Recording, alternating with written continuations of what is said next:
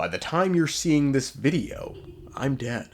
But enough about me. My friends, a new monstrosity has recently dared to grace Teyvat with its presence, and no, I refer not to someone who's recently arrived to Teyvat like Durin, a little guy couldn't hurt a fly. Upon closer inspection, it kind of looked like the bat that gave us Never mind.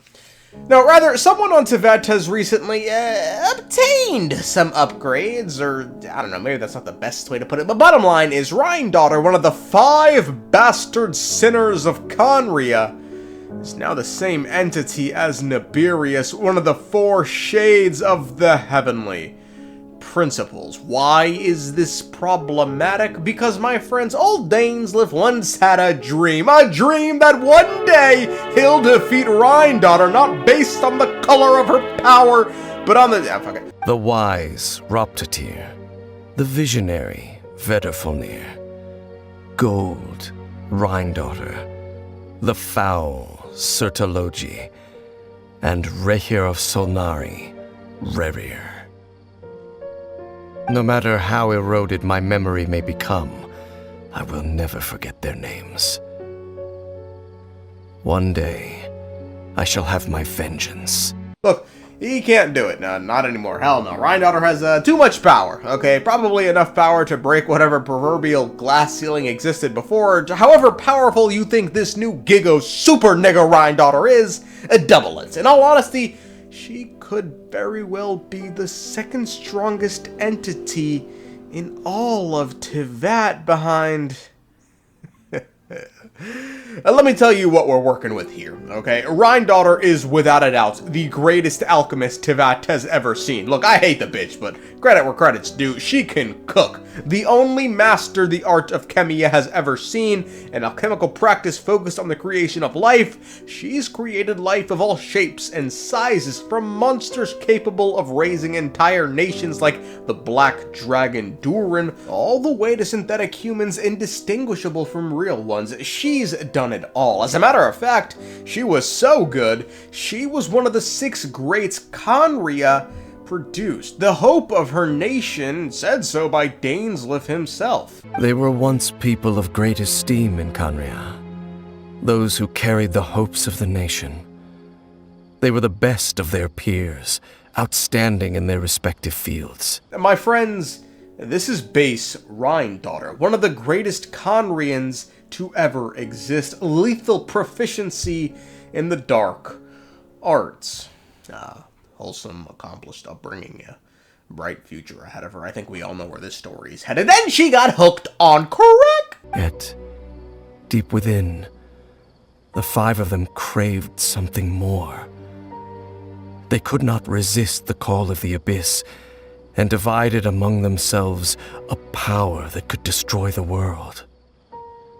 So they became sinners, but also transcendent beings, each in possession of world-shattering power. Y'all ever met a crackhead? Here's a life lesson from yours truly. Should you ever cross paths with a fully fledged crackhead, give it up.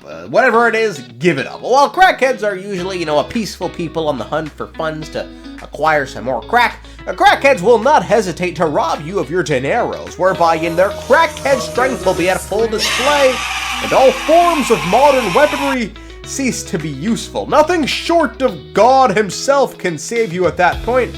And I mean, that's pretty much what happened here with these sinners and Rhinedottir. They hit up the abyss, smoked it, became fully transcendent, or in layman's terms, crackheads.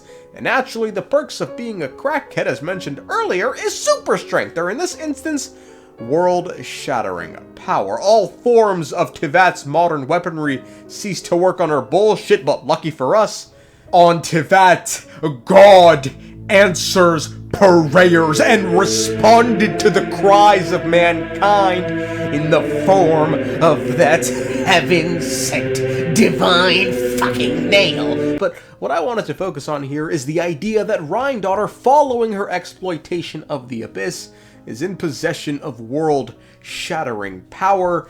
It's here the problems arise, and because that phrase is so loaded, I had to double-check the original language, Chinese, where I found something even more interesting. A closer translation of Dainsleif's sentence actually reads, quote, each one wielded a power that could rival the entire world. Well now, doesn't that sound awfully familiar to Descenders, who are ones that are said to have wills that rival the entire world, but not power, which, makes sense when you realize the Traveler at full power got 1v2 Goomba stomped by our beloved sustainer of heavenly principles.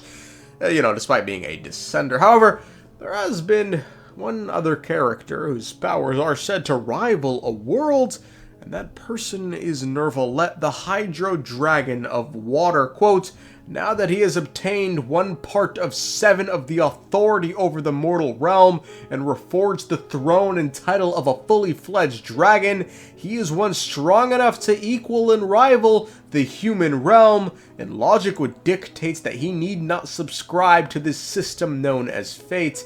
Human realm is an interesting term because it doesn't encompass the entire world in the world of Teyvat.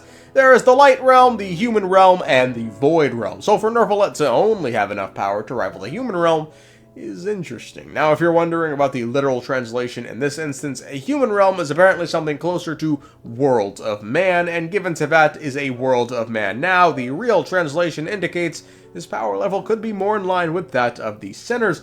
The problem with this, however, is the sovereigns weren't powerful enough to match the heavenly principles without the power of the abyss, which, as mentioned earlier, is what turned Rhinedottir into a super nigga in possession of clearly defined world-shattering power. Regardless, this is about Rhinedottir. My friends, this is Stage 2 Rhinedottir, the greatest alchemist in Teyvat, souped up on the abyss. It's with this power she created her hordes of monsters that sent Teyvat to the Shadow Realm during the Cataclysm, the Black Dragon Durin, Elinas, and Rift Wolves, to name a couple monsters that even make the Raiden Shogun uneasy. Her creatures nearly plunged Teyvat into the depths, and these feats alone clearly solidify her as one of the most dangerous people Teyvat has ever seen.